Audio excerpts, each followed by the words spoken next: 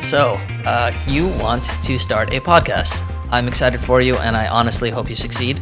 In this video, I'm going to show you exactly what you need to get started on a podcast, and I'm going to take you through all the equipment that I use for my podcast, which is a dialogue podcast called the Gabi Koyenov podcast.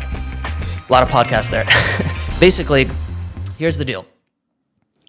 The simplest and easy way to start a podcast is you legitimately take out your phone and you press record and you sit down and either do a monologue about whatever you want to talk about, or you sit down with a friend or a guest, whatever you have in mind, legitimately just record it straight through your phone. Now, there are free AI services that take that audio and will make it like enhanced, and voila, the quality is much better. Then you could take it and upload it onto Spotify or YouTube. And honestly, there's another free platform called Anchor.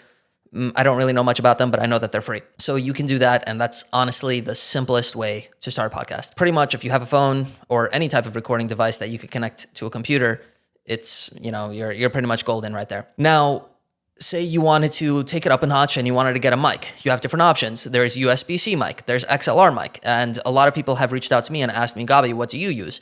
So I just wanted to give this basic rundown of everything that I use.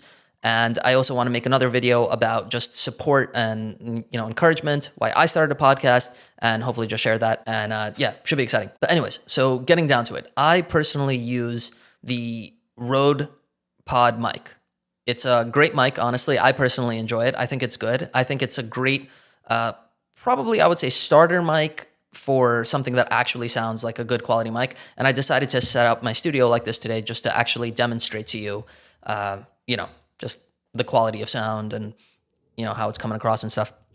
So anyways, this is the Rode Pod mic. It is an XLR mic. Now, what that means is it requires an XLR wire. So you cannot take an XLR mic and plug it into a computer, or at least a standard computer, like a MacBook or a Windows computer. You need to take an XLR mic and plug it into an interface.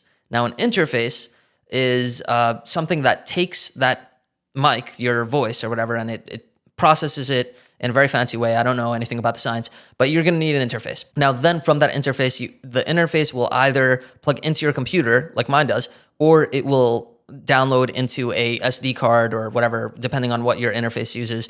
It'll download onto an SD card, and then you could transfer it to your computer for editing later.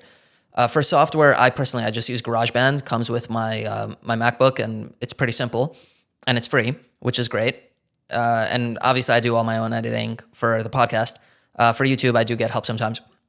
But anyways, so you are also going to need an XLR wire. And then you're going to need this, a boom arm or any sort of stand to just kind of hold your mic up, because it'll kind of probably just be annoying to hold up the whole time. So anyways, another thing about an XLR mic, it's not like a group mic. Each individual person needs an XLR mic. And what an interface does is that it processes it and turns it into one audio file, or it downloads it in synchronous, whatever the word is, audio file, so that you could edit it in your computer later. That's the basic of what you'll need to get started with an XLR mic. Now, you could also use a USB-C mic. Like I had used the Blue Yeti, which if you've watched any of my other YouTube videos, you will see that I had a Blue Yeti there. You can honestly take that, and it's decent enough quality. You can put it in between the table and just have a chat with your friends, and it'll pick up enough that the audio will still be fine. You could always edit it in your computer later, and like I mentioned, you could even just upload it to an AI that will, improve the sound quality for you drastically, which is great. The next thing you're going to need also is probably some type of platform that will, send your podcast out everywhere. I personally use Buzzsprout. Buzzsprout is a subscription service. They do cost money, and I'm going to go through the prices of everything that I've paid for and do like a final calculation and talk about if it's worth it or not for you, and that's a decision that you're going to have to make. But basically, Buzzsprout costs, I believe, $12 a month for 3 hours of uploading, which, it does cost money, and it's annoying when you don't use it, but at the same time, it lights the fire under you. And if you're serious about it, you should give money, you should pay money for it, because it'll keep you accountable.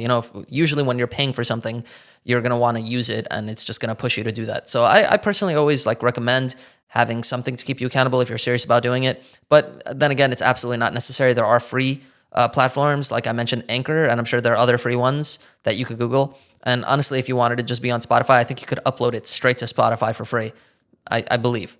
But anyways, so getting into it, this Rode mic, I have 3 of these Rode mics. They cost me $90 a piece. Then I have 3 of these Rode PSA 1 Pluses, which cost me $130 a piece, plus this Rodecaster Pro 2, which cost me $600, plus 3 of these audio, whatever they're called, Audio-Technica headphones, which we're told are the best ones. They cost me $160 a piece. That leaves me a grand total of $1,740 a month. Not a month, I'm sorry, $1,740 total. That would be a lot of money per month. Plus $12 a month for the subscription with Buzzsprout. Personally, all the stuff that I use, I really like it. I could have gotten a cheaper one. They do have a Rodecaster Pro 1 or whatever, just the Rodecaster Pro, which is also great. I kind of wanted to go big or go home kind of vibe. And I was thinking like, I don't want to get something and I'm going to be serious about it. I might as well get the best tools because I had already committed in my mind. This is like, it's not just a thing for me. Like, hey, let me try podcasting. I kind of wish I had spent more time. I spend more time doing it. It's very difficult, honestly, especially if you have a job or something like that and you're married or you're having kids or something. It's extremely difficult to find a sacred time to just make it happen. Another thing is the filming space. I personally, my podcast is just audio. I don't have a film, and that is a whole different story to do a film podcast. It's a bit intimidating to me, I'm going to be honest. I like flirt with the idea, but I don't have a steady enough space. And the setup is also something you have to consider. Like you're going to need a studio space. So if you have a friend's place that you could use, a garage that you have available, your mom's basement, your own place. Like I personally am doing this in my own apartment. Like I've been doing podcasts and inviting guests into my apartment, and that's how we've been doing it. And it's a lot of fun, honestly. You invite people over, you have all your drinks already, you give them a tour of the house, you introduce them to your family. It's nice. And, but I don't necessarily recommend it, especially if you maybe are interviewing random strangers. You might not want them in your house. So that's another thing to consider, just the studio space. Personally, I got all my equipment from Sam Ash, which was my local music store. I love Sam Ash, honestly. I get all my instruments from there. It's just great, and I personally recommend getting your instruments and your equipment, especially expensive equipment. I recommend getting it from a place because if you ever have questions about it, you could just go in there and, they'll talk to you about it. You can exchange pretty easily, and, I just like the people there. I like the vibe there. So it's just cool. I highly recommend going to an actual place and experimenting with the equipment instead of just like buying it and then like maybe you like it, maybe you don't like it. You don't know. That's why I'm really grateful to Sam Ash and whatever, any music store, you can really test out all this stuff, which is great. Anyways, I hope that you found this video informative. Please check out the Gabi Koyenov podcast, consider subscribing, and put your questions in the comments because I'm actually curious to hear what you have to say. I hope that I did form of going through my equipment. Also, I am going to do another video on why I started a podcast, and for the purpose of giving you encouragement, check out that video, and I really hope that it's going to be meaningful to you. I'm going to share my experiences on why I started a podcast and, the things that it's done for me, and possibly give you also more tips on for yourself on the direction that you want to be going, which is important. Anyways, take care, guys.